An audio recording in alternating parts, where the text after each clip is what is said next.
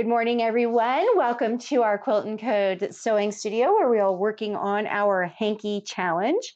We have been working on, for the last several weeks, a notebook cover, and I'm hoping we can finish it up today. And so this is where we're at so far. And what I did is I added on a back to this and literally just had to scrounge around in my to find some colors that would be complementary to the project. And so I really just wanted to get something on that back and literally have just been putting stuff together and went ahead and just did stripes. I mean, it is the back, it's the front I'm focusing on. And so I did want a little bit of color on that back. And so I did I did think about doing some crazy stuff, but you know what? At this point in time, I think that the front speaks for itself and we just want something on the back to hold it onto the notebook. So we're going to put that over to the side.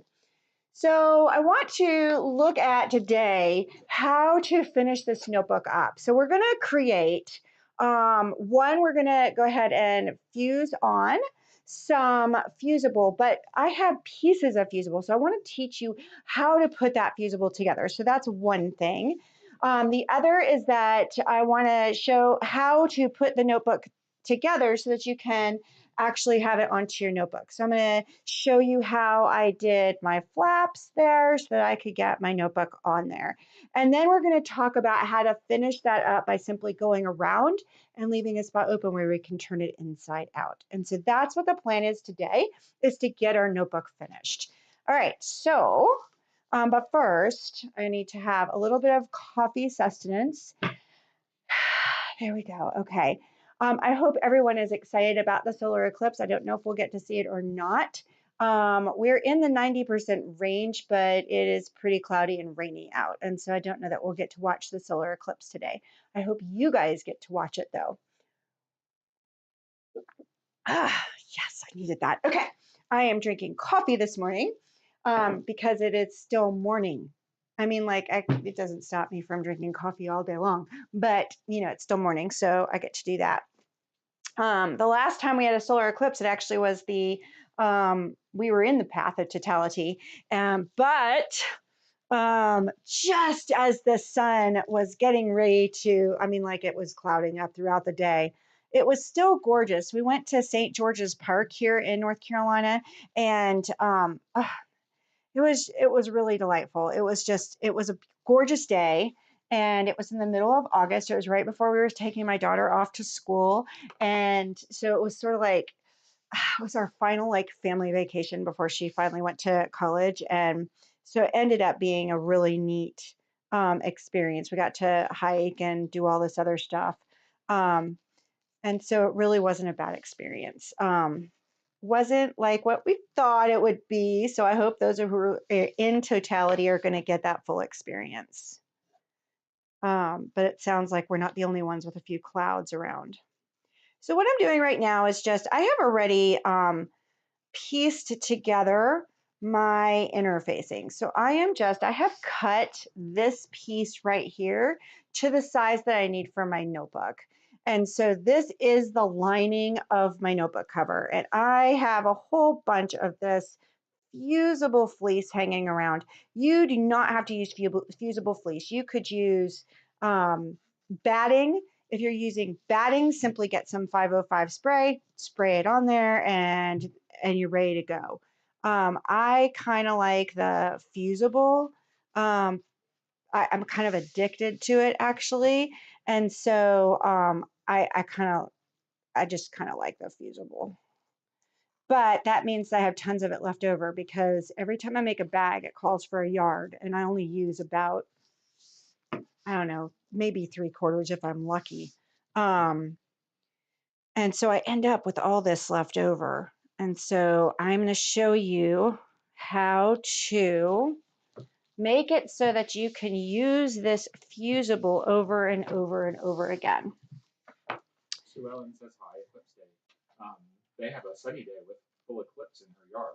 Ah, man, I'm jealous. So yeah, we were I think the last time we were, I don't know, an hour away from total. So we decided to go to St. George's Park just to be in that totality.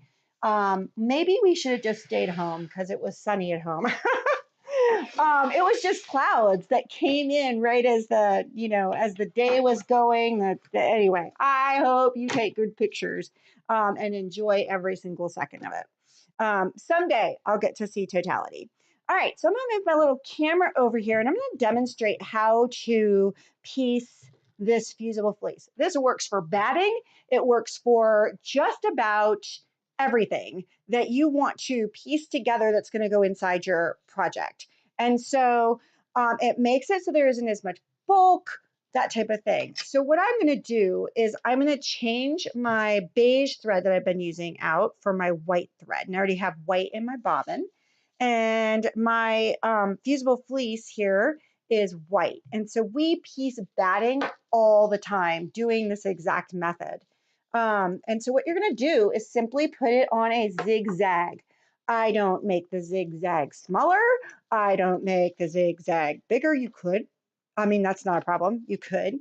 The idea here is that you're just going to get them together. I mean, especially with this fusible fleece, like the fusible fleece. Okay, come on, needle threader. The fusible fleece.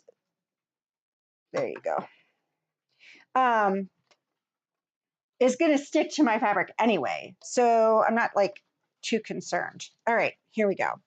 So what you're going to do, and I'm going to try and make this so that Lanny can show you big time.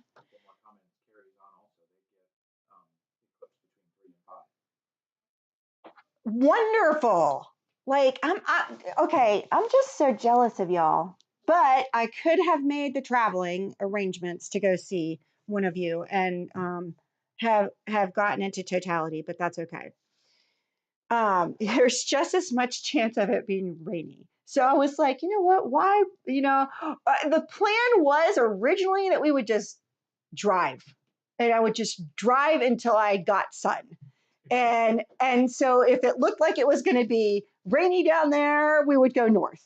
And actually, I think the original plan after the other eclipse was to go to Boston, just because I love Boston and I wanted to go up to Boston. But Boston's not really in totality.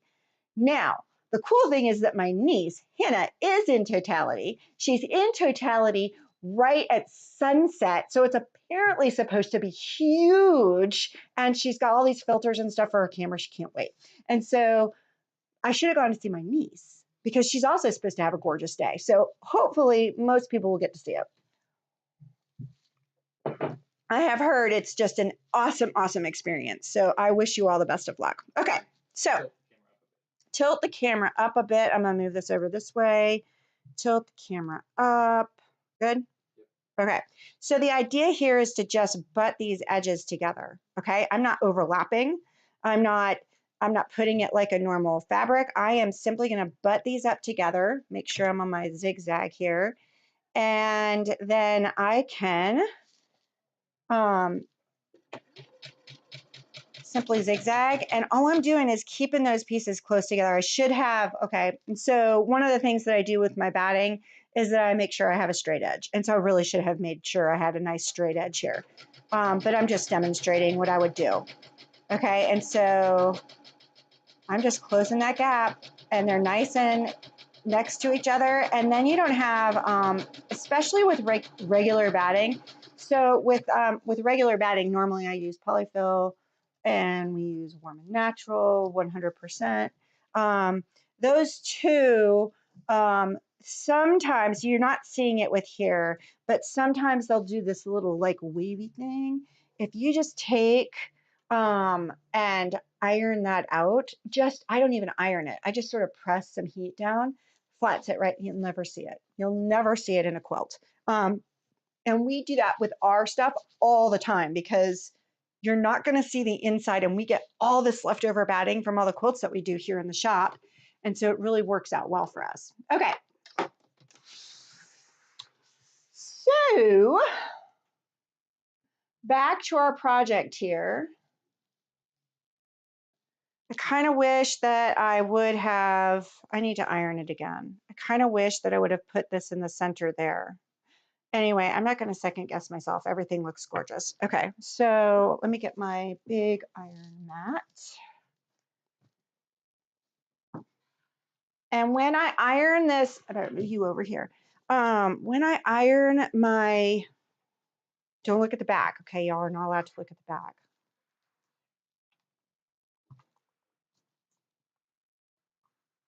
When I iron my fusible fleece to my project, I like to have I like to have a lot of steam. So I brought up my other iron, and you can tell this is such a big project that I was sort of like, you know what, I need the bigger iron anyway, because this is just such a big project. And you're not allowed to look at the back of the project. It's kind of messy. You're gonna put it's a little bit long, and I know that. I measured it out with, oops, go down there. I measured it out with with my backing here. That's the size I need. And I knew I was going to need to cut off some of this green over here in the back, so we're good.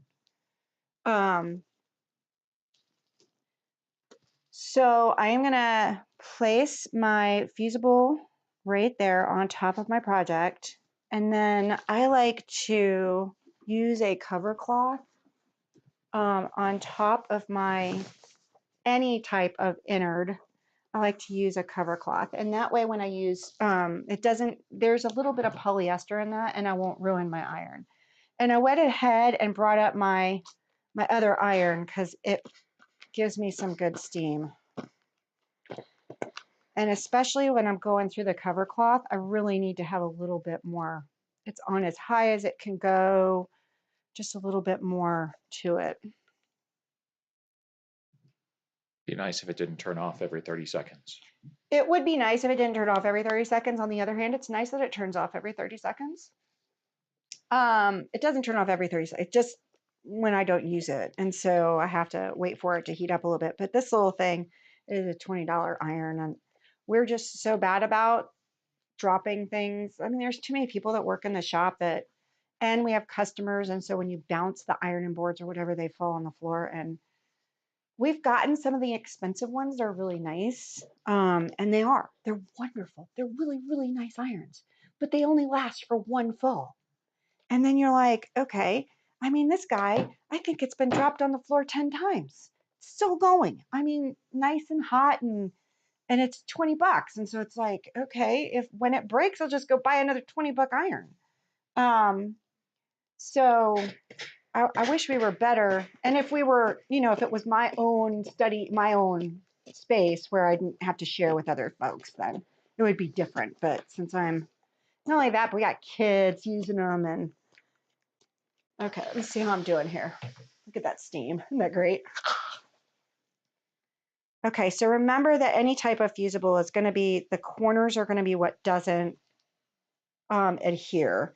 The centers usually adhere just fine.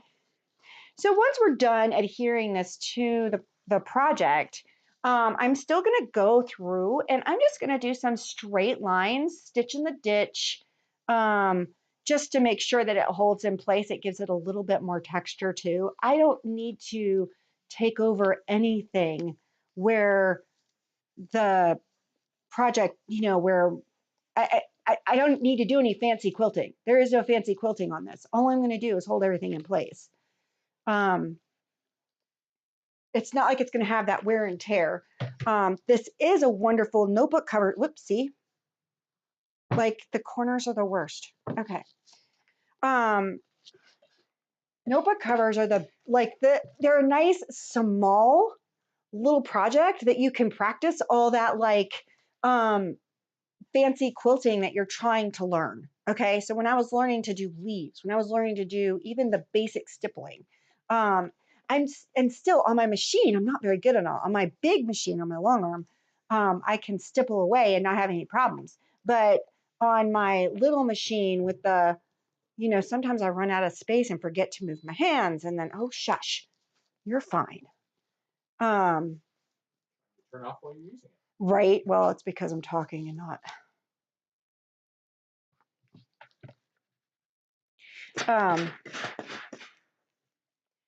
It looks like it sort of spread too as I was look at that. It's so pretty. I forgot to put down my lace. So we will use the invisible thread and do a little quilting right there. Okay, not a little quilting. We're just going to go around it. Nobody will ever know.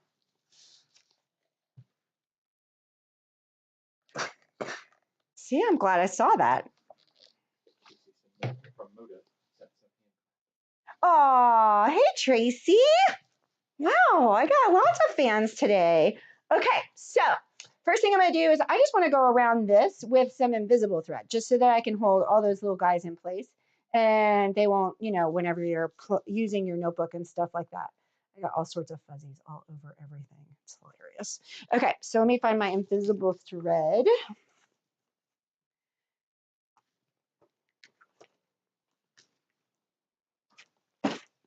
Today I will use my Aurifil because it just happened to be the one I pulled out of the bag first.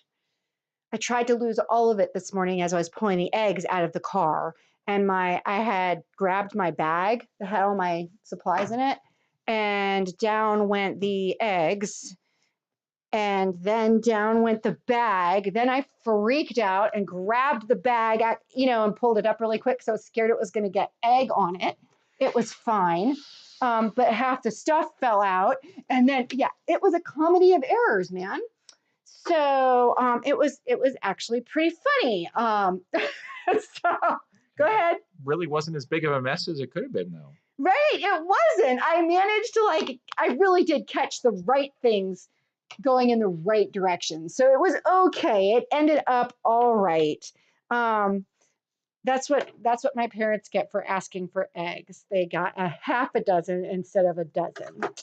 So it was, everything was fine. It didn't burst in the car. It didn't everything was fine.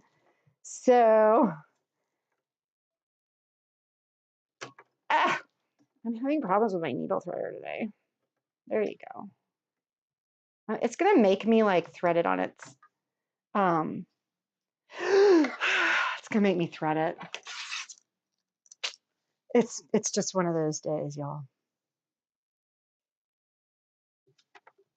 So I might just do all the quilting, I say, stitch in the ditch with the invisible thread. Oh, come on. I can't see the thread. Are you in there? Yes, you're in there. Tracy said if it's not one thing, it's your mother. Right. At least I'm not using grunge. Hi, Mom.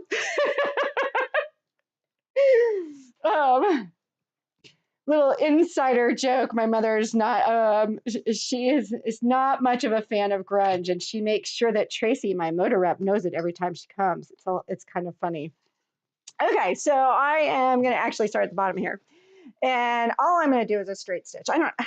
Guys, I just want to hold things down.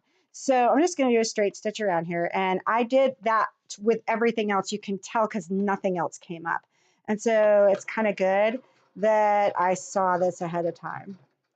And I can show you what I'm doing. There we go. And I'm just going to roll this up right here. Get it in there. One of my little thingies came up. There you go. Over the lacy part or inside the lacy part? I am over the lacy part. I'm halfway. Some of my little loopy things are coming out. And I can't worry too much about the little itty bitty loopy things, but I can make sure all the other ones are sort of in place so that so that you're not constantly having to iron a notebook cover. That would be a pain in the butt.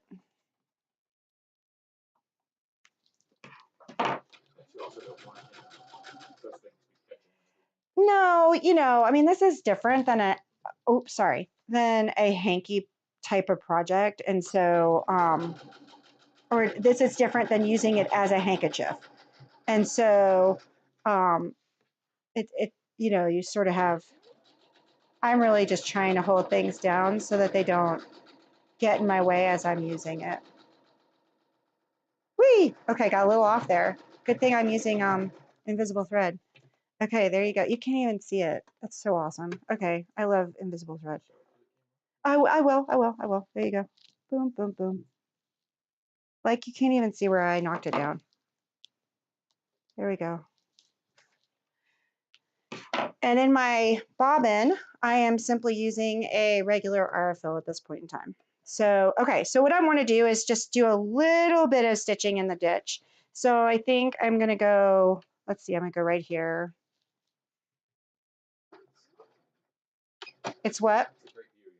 It's a great view of my hand. Thank you, Looney. There you go. And I'll try to keep my hands out of the way.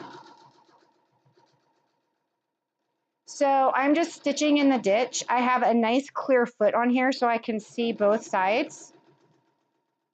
Most machines nowadays are coming with a regular foot, and then you also have like a regular clear foot.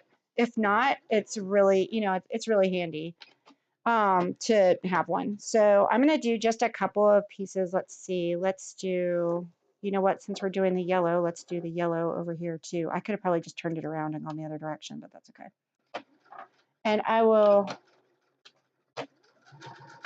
snip those threads in a minute. So the idea of stitching in the ditch is that you're really getting in the center of the fold of the fabrics. I'm not good at that. I'm not good at that anywhere. I'm not good at it here. I'm not good at my long arm. I'm not good at it anywhere. But with clear thread, you don't care. Better at it with the long arm because you can draw a line with the computer and have the computer go the straight line. Yeah, that's okay. Theoretically, yes. But then, you know, it invariably will, it will catch a seam, and it doesn't matter if you saw it with your little like laser light or not and programmed it in correctly. Yeah, okay. Here we go. Okay, last one, I think, on this side, and then I'm gonna do a couple on the other side. Is this just to hold the fusible fleece? This is just to hold things in place. And so you can do as much or as little as you want. Like I said, this type of project, I mean, for this notebook cover, I want my lacy stuff, my hand embroidery, my all that other stuff, my gorgeous little I'm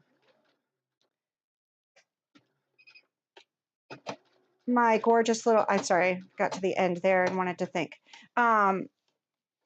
My piping, I want all that stuff to show. It's not the quilting in this project that needs to show, but I do want to have, where are you going? I do want to be able to have the fusible not move anywhere. Not that it's going to, it's fusible. But if you were using a quilting, anytime you're doing quilting, you definitely want to have like you want to hold that stuff in place.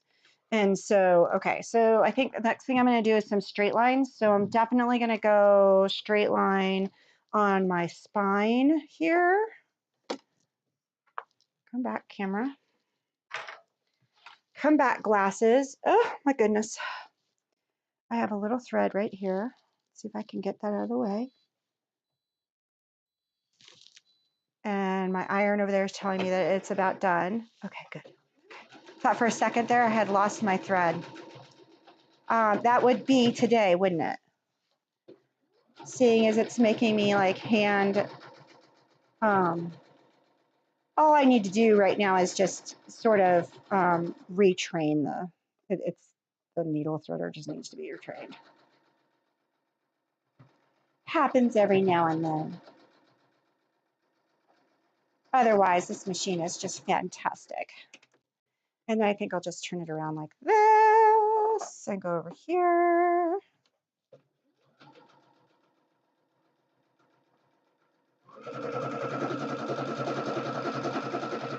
Maybe that's why I don't do good stitch in the ditch. It's because I try and go too fast.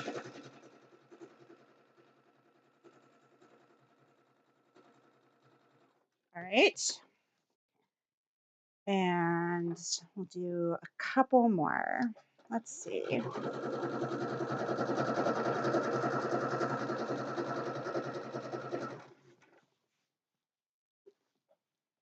And do you have a plan for quilting this once it's together, or are you just going to do some more stitching? Nope, it's done. This is the quilting.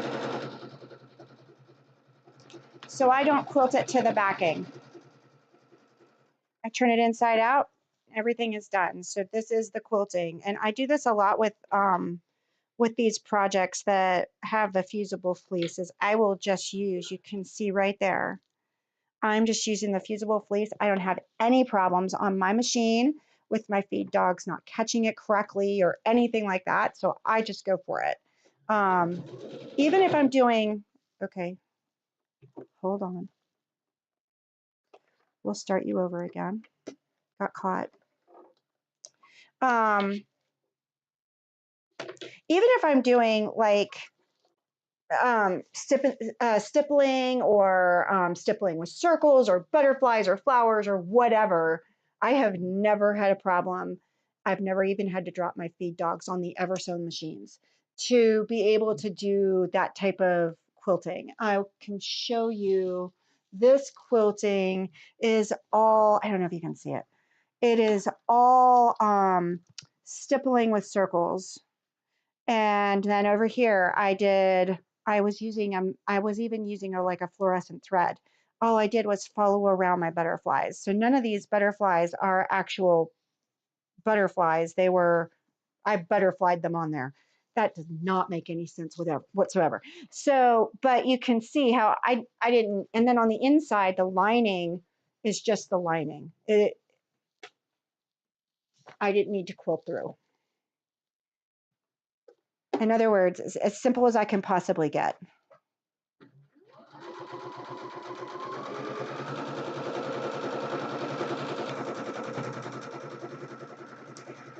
And we have this pattern, I believe, on our website. If not, Lanny is going to get it there. And it's called Cute Quilted Notebook Covers. And so all you have to do is give us your email address and get on our newsletter, and you can get the free pattern. And like the pattern is for this one right here, but it also has the composition notebook and a smaller notebook. But what the pattern is doing is giving you all the tools you need to be able to to be able to do this yourself. How do you measure your notebook? How do you decide to put a pocket in? How do you, what flaps do you need to use? That type of thing. And so all that is in that pattern. And that way you don't have to worry about, you don't have to have a separate pattern for this project. You can be as creative as you want to be and use that pattern as your guide. That's what patterns are anyway. They're guides. Just like recipes. Recipes are guides. They are not to be taken, you can't convince my husband of that. I'm like, oh, just throw the whole thing in. And he's like, but it only calls for a tablespoon. And I'm like, you're only putting in 2. And vanilla, 1 teaspoon of vanilla in a recipe, come on. Always 2. You always double vanilla. And then a little bit more is going to fall in there too. So you can tell I'm a vanilla fan. Okay, so now that I have this so I've done some lines. And then over here, I did my circle and I did some lines. And so I feel like that's going to hold everything in place just fine. Okay, everything's good. And so now it's time to finish this up. So first thing I want to do is, let's see. Let me clean up a little bit. Okay, I have my backing, all right, right there. And I have what I did for my flaps. And I know that this green is really, really dark, but remember it's on the inside. So I was literally running out of scraps to be able to do this. And so this was some old backing fabric. And I thought, okay, that's a nice big piece. I don't have to piece anything.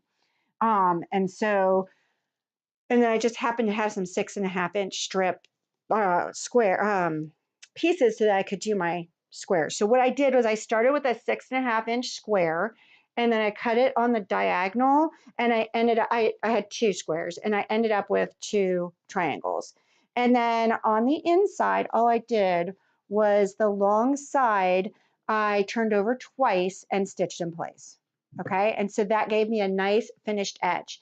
These edges right here, those are the edges that are going to go, that go toward the outside and they're going to get stitched into the notebook cover anyway, so we don't need that. Okay, so there's those.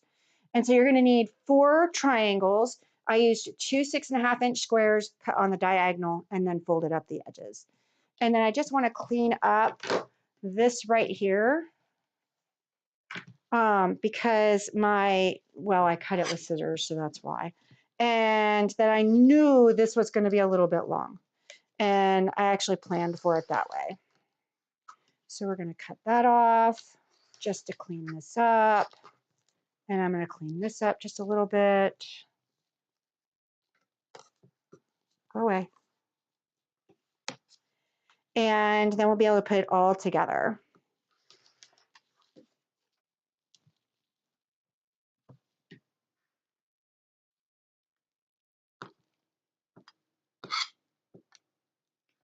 Ah! No cutting yourself again. Right, go back a few episodes. You'll see how I took off my finger.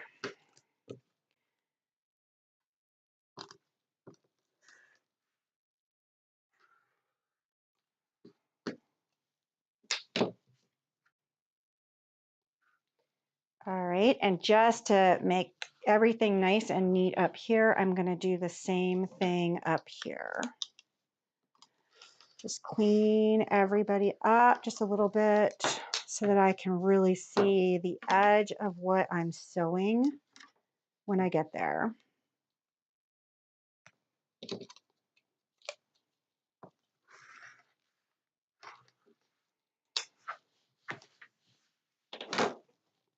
Okay, so the trick here,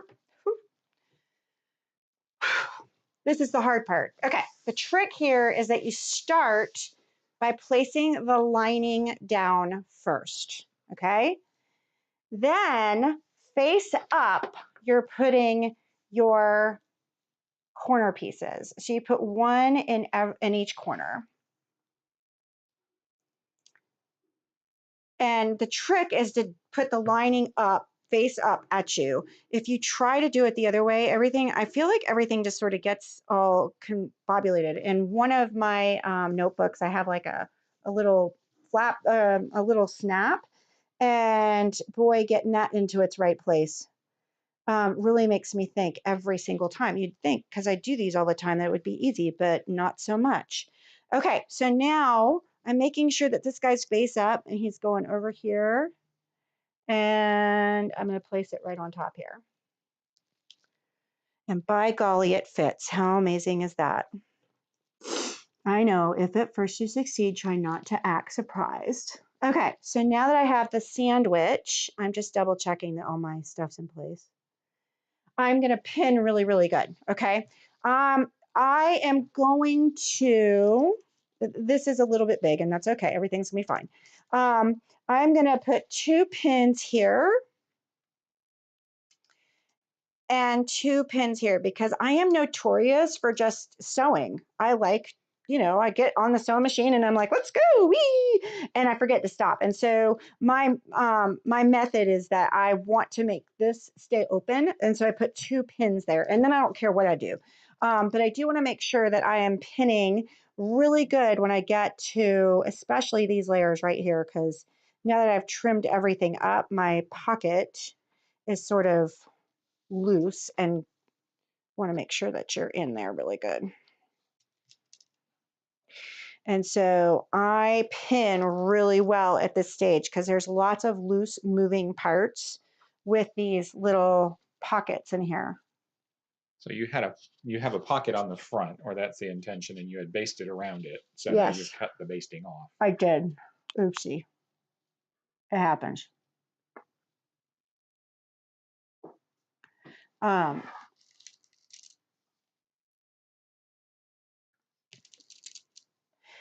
so I do a lot of pinning. And then I'm going to stitch using a 3/8 inch seam all the way around. And so I'm kind of nervous. No, I'm good. I'm good. It's like I'm kind of nervous that because I have so much fabric down, I must have just scooted things or they shrunk a little bit in, but that's why we do a 3/8 inch seam.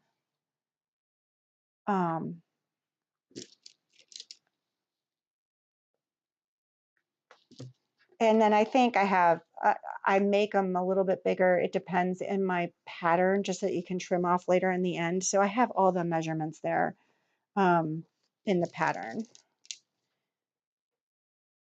And then my other pattern, I also have my Thursday pattern is getting ready to go up if it hasn't gone up already. And that's for my spring mini.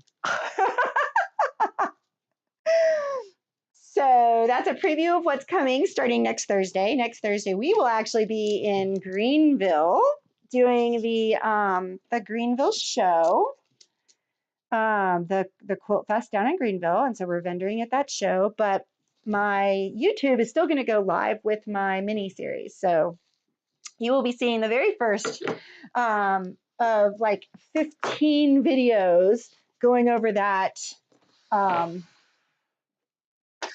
my series of the mini. So there's a preview of it that started last Thursday, and we're going to finish this Thursday. So I can take my bag to the show and show it off. And we're working on getting our fabrics ready so they can go out on Monday. Okay. Last thing, y'all. Okay, so now I'm going to start at my 2 pins. I'm going to go around and hopefully remember that I have 2. I do. It's no problem. So I am going to use a 3/8 of an inch seam. I'm not worried about this green, so don't worry about that green, y'all. It's not that much. It's all good. So I'm going to start by going forward and backward a couple of times. Just, something's not happening. Maybe I don't have my, look at that. I took my pins out and I have to rethread my bobbin. Okay, bobbin. Oh no, it's the upper thread. I should have known it was going too well. There we go. See, you just got to hold your tongue just the right way every now and then. All right, so trying again, going forward, going backward, and then I'm gonna use a 3/8 inch all the way around.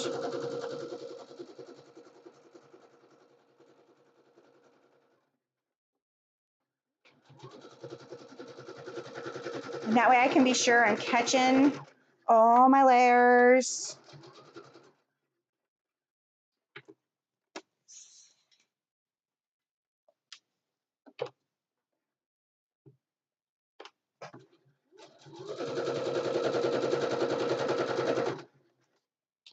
Don't ever run over your pins. Always pull those pins.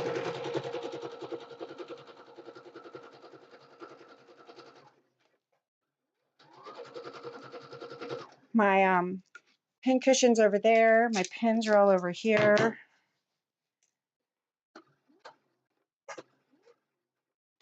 Sure, there's some on the floor. Oh, there's more than some. I go to pin on a nice big quilt and I have to, like, go hunting the floor. So I have enough pins to pin the quilt on. And right now I've got like 2 quilts in a row. So, or like, as I have one on the machine, I'm pinning others. And there's several big ones and there are no pins in the shop right now. They're all in zippers for putting quilts on the long arm.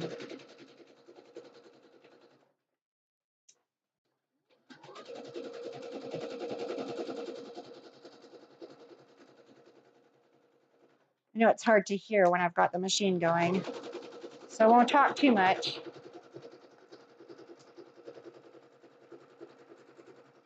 Got it moving along pretty good. What? You've got it moving along pretty good. Yeah, it's...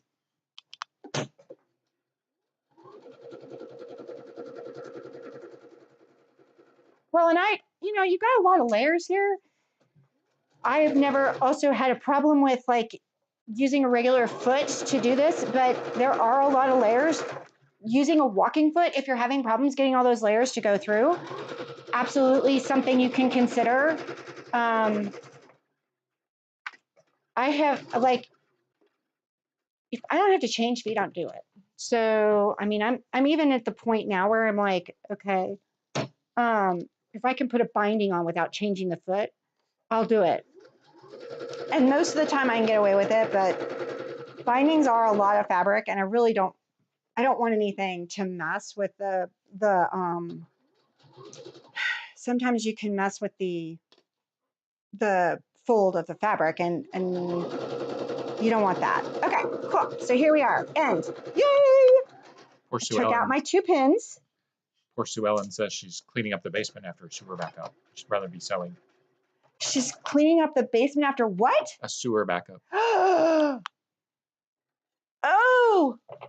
no. Yeah, I would rather be sewing too. I mean, like, I cleaned up my eggs this morning though, so I kind of, this is not the same. Okay, so I have the whole thing done now. So normally before you start turning things inside out, you would want to snip and snap and all that other stuff before you do that. But I want to make sure, okay, I've caught all the edge here. I've caught all the edge here, but I just want to double check that I'm sort of like grabbed my corners. And so I'm sort of going to just see if I can't take a peek here, and it doesn't look like it. I think I'm going to be okay. So I'm going to go ahead and snip everything. That includes these. I just don't want any extra. So we're going to clip all the tails to the pockets. Go ahead and clip the corners.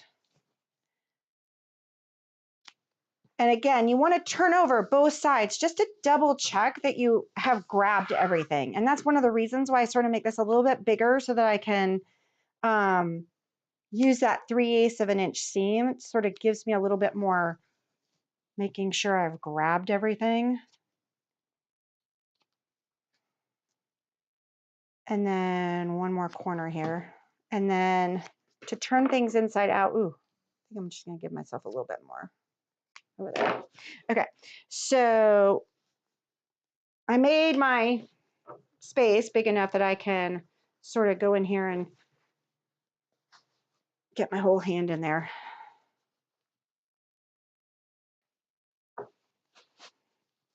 And then with any time you're doing pulling things out, you just want to be really, really gentle. I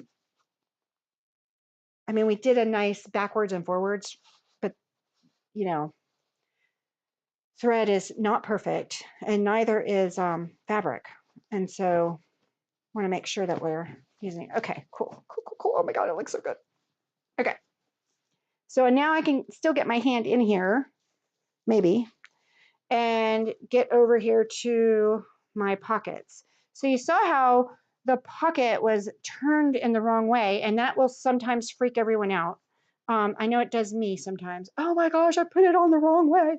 Don't worry. If you do the method of putting down the lining first and then putting the pockets right side up, you're going to be fine.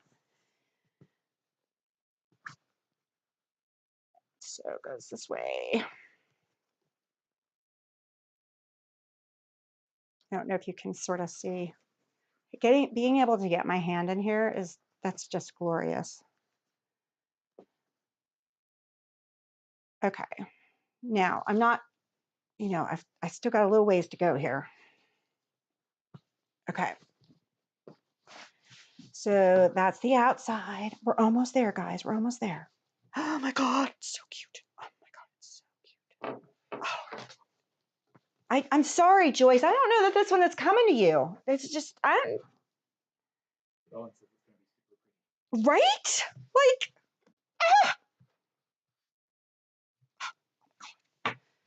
this is even growing on me, even though I threw it together. Oh, they're upside down.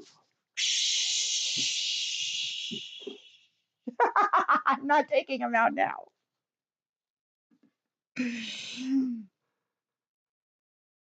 Directional fabric and me do not get along. That's too funny. Oh my gosh. It's on the back. Nobody will ever know except for all of you that I just told. So I'm just using a little stylus here to push things out.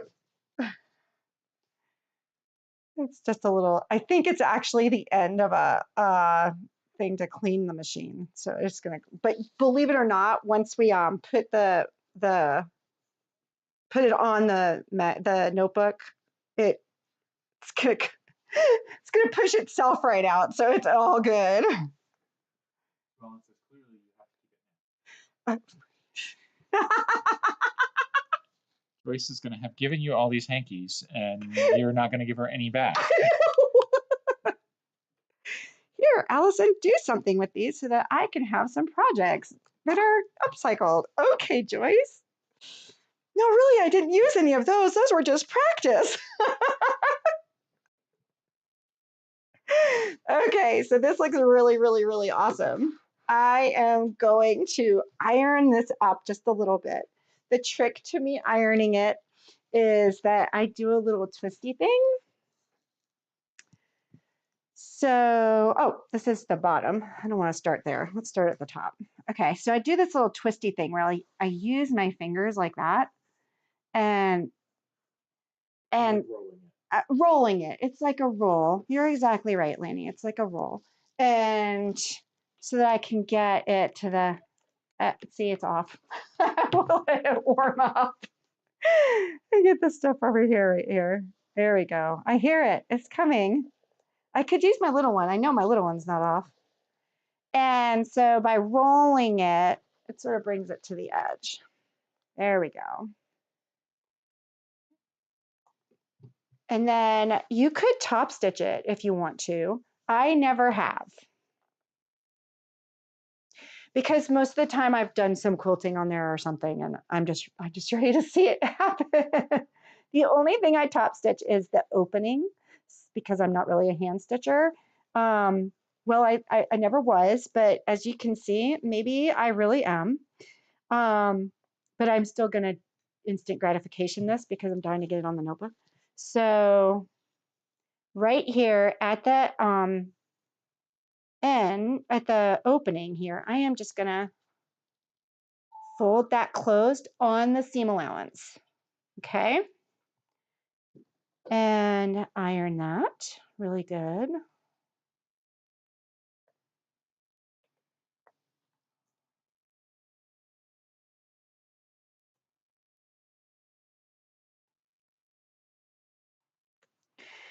And do a little bit more ironing.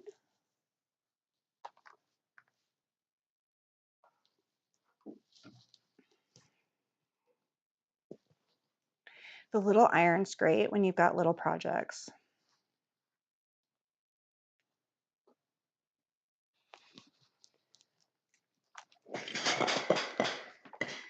So does this qualify as a little project? I do think it qualifies as a mini project. I think it does.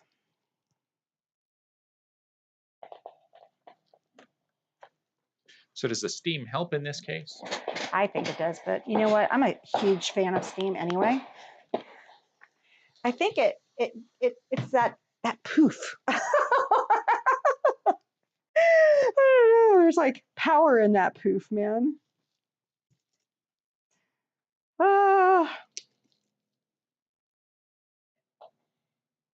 Okay. I like to pin my openings the way they're going to go into the machine. And so I put my pins going this way. I'm going to take them out as they go through the machine that way. And then I need to know where to start. I can't even tell. It looks so good. Oh my gosh. Okay. I'm not even sure I want to show it to Joyce. Yeah, I don't know if Joyce is following you on Facebook or YouTube, so. Right. So she doesn't know. Somebody will tell her. Denise will tell her. I know Denise will tell her. All right, so now all I'm gonna do is stitch really, really, really close to the edge. I will tilt up some more. Not that much. There we go. And I am gonna move my needle over as far as I can because I wanna be able to get as much feed dog on there as possible.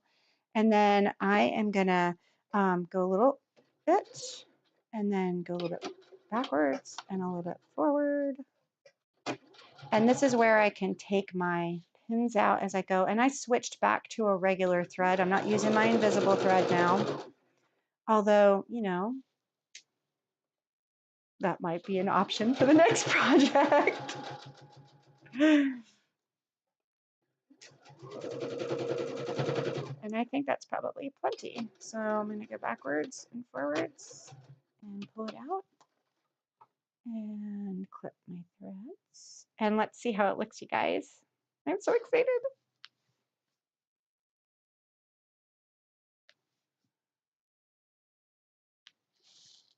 All right, I took the other one off.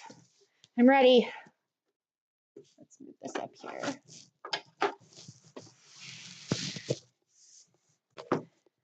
All right, now to put them in to the notebook, oops, that's upside down. It kind of helps if you turn the notebook like that, and it just sort of slips right in. And then you don't have to feel like you're stretching it out.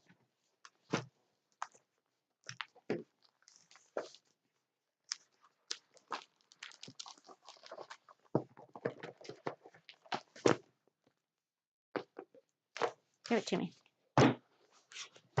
So I might have gone just a little bit tight,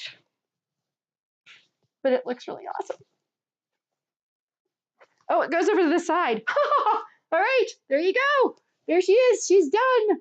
So we were scared of that we had too much of this, but we wanted to focus on that.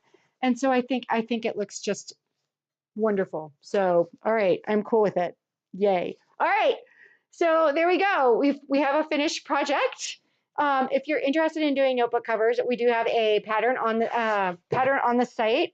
Follow the instructions a little bit better than what I did, because obviously I'm a little tight. Go back and loosen it up a little bit. If you have any questions, you're welcome to always leave comments and emails on our website. Our website is QuiltNCode.com. And join us Thursday for the conclusion of our spring mini bag. And then make sure you like, share, subscribe, and don't tell Joyce how awesome and cute this turned out to be, because I'm keeping it. So have a wonderful afternoon, you guys, and we'll see you on Thursday. Bye.